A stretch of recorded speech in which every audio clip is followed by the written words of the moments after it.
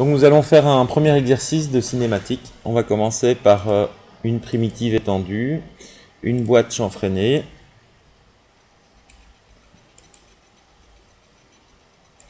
Je vais ici la redimensionner, mettre 30, 30, 30, comme ça il s'agit d'un cube. Je vais venir la positionner au centre de mon espace de travail. Je vais ensuite lui appliquer un FFD. Un FFD2 suffira. Je viens travailler sur les points de contrôle. Je prends les points de contrôle qui se trouvent sur la partie supérieure et avec mon outil de redimensionnement, je viens resserrer ici. J'abaisse également un petit peu mes points. J'ai le socle de mon bras de robot. Je vais ensuite revenir dans mes primitives standards et prendre une sphère. Cette sphère, je vais venir l'aligner ici. X, Y, Z, centre et centre. Et je vais la relever un petit peu. Je vais ensuite faire un cylindre. Un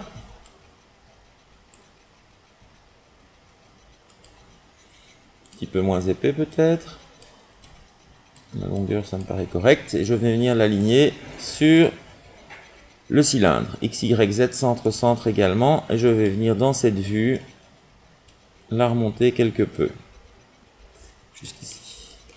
Je vais ensuite dupliquer la sphère. La positionner ici. Dupliquer le cylindre.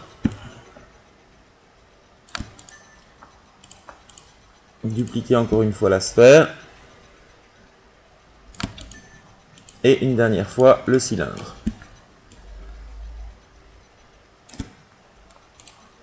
Je vais maintenant faire une espèce de pince pour mon robot. Pour ce, je vais partir d'une boîte avec un certain nombre de subdivisions. F4 pour afficher mes subdivisions. Non, pas dans ce sens-là, mais dans celui-ci. Comme ceci, ça me paraît correct. Cette boîte, je vais la transformer en polygone éditable. Et je vais sélectionner les deux faces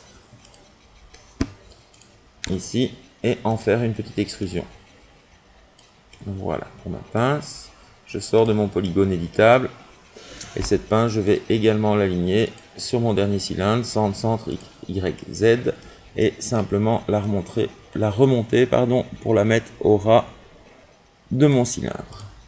Je vais maintenant parenter les différents objets. Pour ça, je vais travailler sur une seule vue plus grande.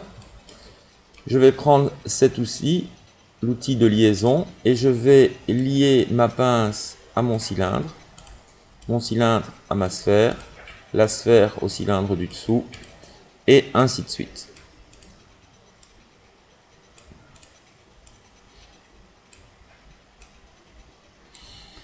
Voilà, à partir du moment où j'ai fait cela, je peux venir donner une rotation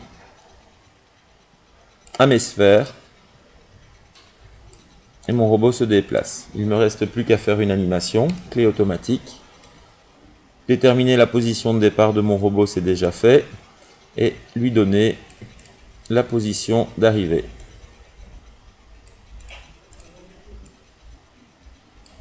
J'ai ainsi créé une animation. Et voilà pour un premier exercice de cinématique.